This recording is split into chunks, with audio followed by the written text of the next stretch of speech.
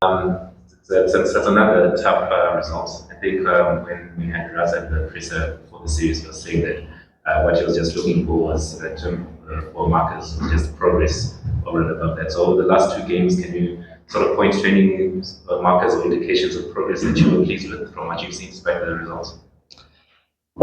Yeah, look, I think markers of progress is quite difficult to measure after these first two games, and probably by the nature of how we potentially lost the games. And I guess speaking from more from a batting perspective, we try now to new, top order. So with that in mind, I guess by the end of the fourth game, we'll know exactly where those markers of progress actually lie. Yeah, to answer your question. Dion, it seemed like a very positive start, especially in that power play, but then things fell apart after that. Where do you think, was it a mentality thing? Was New Zealand just better? Like, where do you think we got it wrong after that power play? Yeah, look, I think it was a bit of a mentality shift because I feel we failed to identify the conditions and how best to exploit them. And coming into the series, we know our conditions in winter in terms of how the pitches are likely to play. And with that in mind, what sort of shots we're looking to play in terms of attacking the spinners as well as the seamers. And I thought today, unfortunately and disappointingly, we failed to read the conditions as well as we should have, and a lot of, the way we batted through that middle phase over 7-8 onwards was not as intelligent as we had wanted it to be.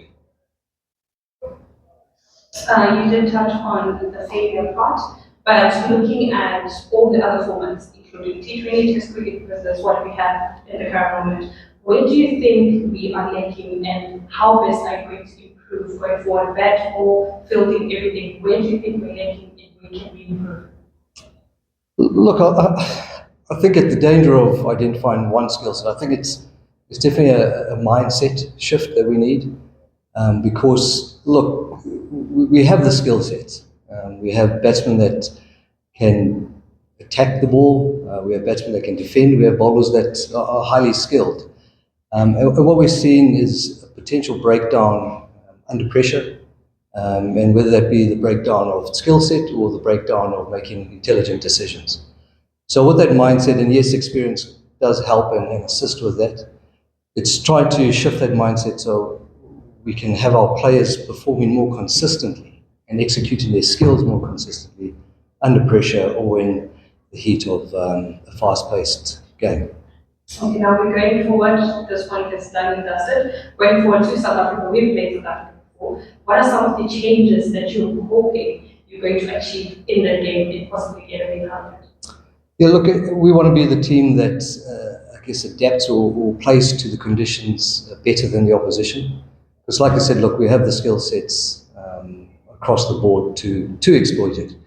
It's just a matter of making sure that in the moment that we are reading situations smarter, better and quicker than the opposition.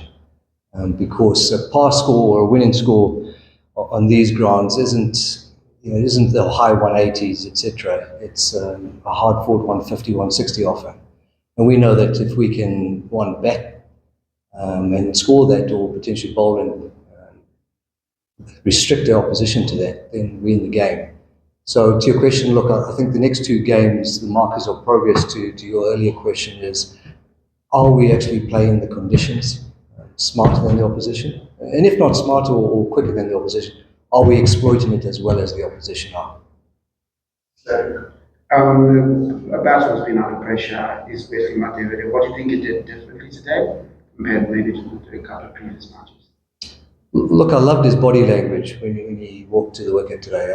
You could see that his mindset, his attitude, his intent was as good as it ever was. And he played with that freedom that I'm sure we've all seen him play. So I guess, like a lot of our batsmen, it's trying to get that consistent, and him able to bring that same attitude game in, game out, and be able to play to the conditions as smart as he did today. Looking at the quality of the opposition, not just New Zealand, but South Africa, two teams that we hardly faced across all formats. And you talked about the mentality and the mindset shift.